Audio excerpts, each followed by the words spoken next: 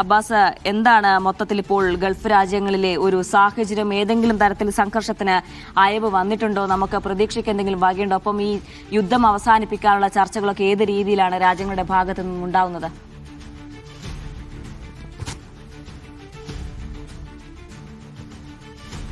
ജീന, ഈ യുദ്ധം അവസാനിപ്പിക്കാനുള്ള ശ്രമങ്ങളാണ് ഖത്തറിൻ്റെ ഭാഗത്തു നിന്നും അതുപോലെ മറ്റു അറബ് രാഷ്ട്രങ്ങളുടെ ഭാഗത്തു നിന്നും നിലവിലുണ്ടായിക്കൊണ്ടിരിക്കുന്നത്. ഒരു 13 മിനിറ്റ് മുമ്പ് മിനിസ്ട്രി ഓഫ് ഫോറിൻ അഫയേഴ്സ് ഖത്തറിലെ അവർ പങ്കുവച്ചൊരു കുറിപ്പ് എന്ന് പറയുന്നത് പ്രധാനമന്ത്രിയും അതുപോലെ വിദേശകാര്യമന്ത്രിയുമായ Sheikh Mohammed bin Abdulrahman bin Jassim Al Thani Spain, France, Germany, Russia രാഷ്ട്രങ്ങളിൽ നിന്നുള്ള വിദേശകാര്യമന്ത്രിമാരുടെ ഫോൺ കോളുകൾ റിസീവ് ചെയ്തു എന്നുള്ളതാണ്. അവർ ഇതുമായി ബന്ധപ്പെട്ട എസ്കലേഷനുമായി ബന്ധപ്പെട്ട കാര്യങ്ങൾ ചർച്ച ചെയ്തു എന്നാണ് ഈ വിദേശകാര്യ മന്ത്രാലയത്തിൻ്റെ വാർത്താക്കുറിപ്പിൽ പറയുന്നത്.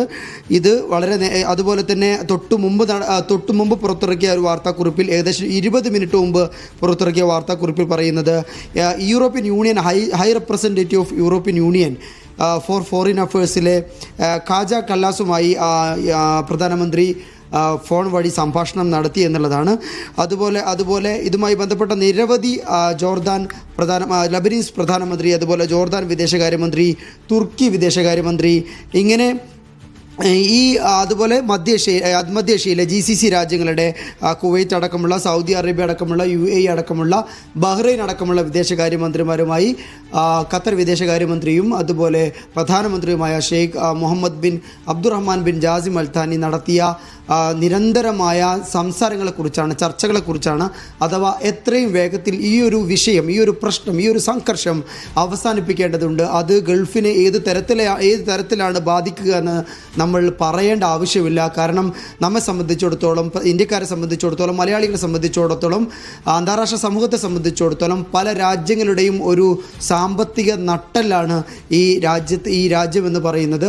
പ്രത്യേകിച്ചും മലയാളികൾ ലക്ഷക്കണക്കിന് മലയാളികളാണ് ഈ GCC രാജ്യങ്ങളിൽ തൊഴിലെടുത്തുകൊണ്ടിരിക്കുന്നത്. നമ്മുടെയൊക്കെ അയൽപക്കത്തുള്ളൊരു പ്രശ്നം പോലെയാണ് ഈ മധ്യേഷ്യയിലെ പ്രശ്നം നമ്മൾ കൈകാര്യം ചെയ്യുന്നതും. അതുകൊണ്ട് തന്നെ വളരെ ജാഗ്രതയോടുകൂടി മാത്രമാണ് ഇക്കാര്യത്തിൽ നമ്മൾ ഇടപെടുന്നത്. ഇവിടുത്തെ ഔദ്യോഗികമായ, ഒഫീഷ്യലായ, വെരിഫൈഡ് ആയിട്ടുള്ള സോഴ്സുകളിൽ നിന്നുള്ള വാർത്ത മാത്രമാണ് നമ്മൾ റിപ്പോർട്ട് ചെയ്യുന്നതും.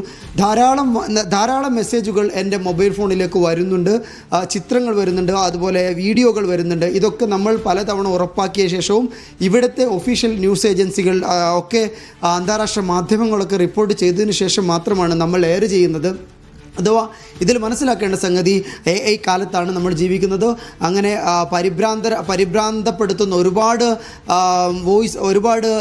ദൃശ്യങ്ങൾ കാണാൻ മൊബൈൽ ഫോണിൽ പല തവണ സർക്കുലേറ്റ് ചെയ്യപ്പെടാനുള്ള സാധ്യതകളുണ്ട്. അതുകൊണ്ട് തന്നെ ഒഫീഷ്യൽ വെരിഫൈഡ് ആയിട്ടുള്ള വാർത്തകൾ മാത്രമേ വിശ്വസിക്കാൻ പാടുള്ളൂ. ഔദ്യോഗിക ചാനലുകൾ വഴി വരുന്ന വാർത്തകൾ മാത്രമേ വിശ്വസിക്കാൻ പാടുള്ളൂ. അതിന് മാത്രമേ ഡിപ്പെൻഡ് ചെയ്യാൻ പാടുള്ളൂ എന്നുള്ളത് കൂടി ഇവിടുത്തെ ആഭ്യന്തര മന്ത്രാലയം കർശനമായി ആവശ്യപ്പെട്ടിട്ടുണ്ട്.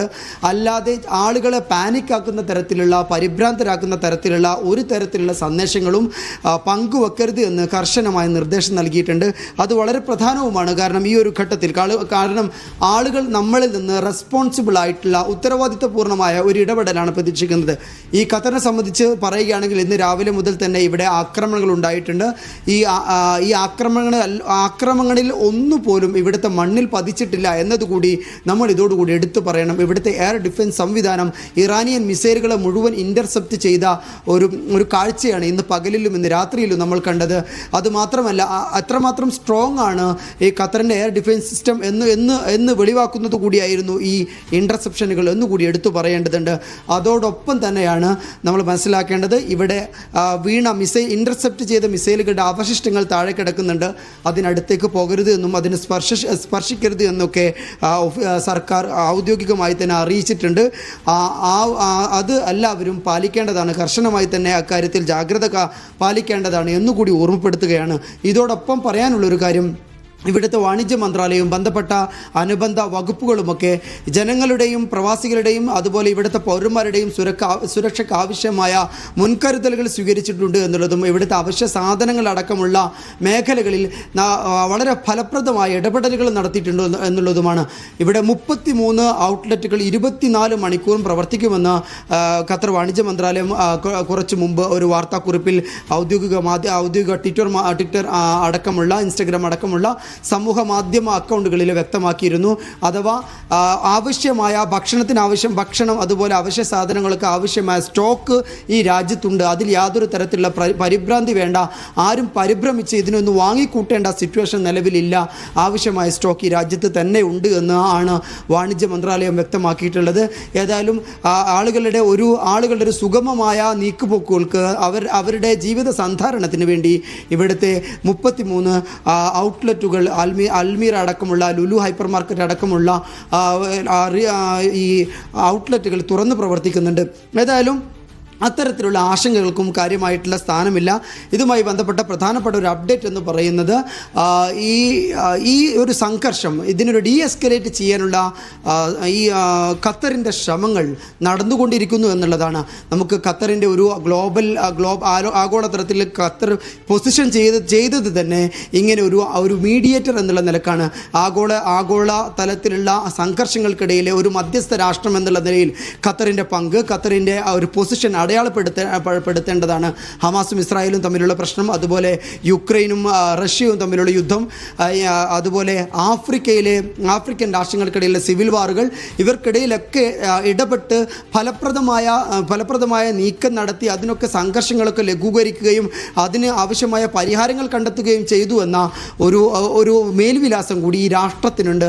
അതുകൊണ്ട് തന്നെ ഖത്തർ ഇക്കാര്യത്തിൽ ഇടപെടുന്നത് വളരെ പോസിറ്റീവായിട്ടാണ് ഇന്നത്തെ രാത്രി ലോകം നോക്കിക്കാണുന്നത്. അതിൽ ഖത്തർ സംസാരിക്കുന്നത് ഈ GCC രാഷ്ട്രങ്ങളോട് മാത്രമല്ല, യൂറോപ്യൻ യൂണിയനിൽ നിന്ന് രാഷ്ട്രങ്ങളോട് കൂടി ഖത്തർ രാഷ്ട്ര നേതാക്കളോട് കൂടി ഖത്തറിലെ നേതൃത്വം സംസാരിക്കുന്നുണ്ട്. ഐക്യരാഷ്ട്രസഭ അടിയന്തരമായിട്ട് സമ്മേളിക്കുമെന്ന് മനസ്സിലാക്കുന്നു.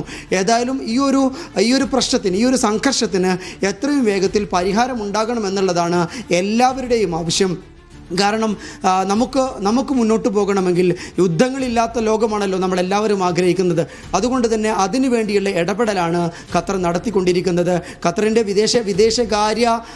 വിദേശകാര്യ ഇടപെടലുകൾ എന്ന് പറയുന്നത്, ഖത്തറിൻ്റെ വിദേശ നയം എന്ന് പറയുന്നത് ഈ ഡിപ്ലോമാറ്റിക് ടൂൾ ആയിട്ട് ഖത്തർ എടുത്തു പറയുന്നൊരു സാധനം ഇതിൻ്റെ നയതന്ത്രജ്ഞതയാണ്. ഇങ്ങനെ പരസ്പരം സംസാരിച്ചിരുന്ന് ഈ പ്രശ്നങ്ങൾക്കൊരു പരിഹാരം കണ്ടെത്താനുള്ള ശ്രമത്തിലാണ് ഖത്തർ പ്രധാനമന്ത്രി Sheikh Mohammed bin Abdulrahman bin Jassim അൽത്താനിയും അതുപോലെ ഖത്തർ അമീറും ഉള്ളത്.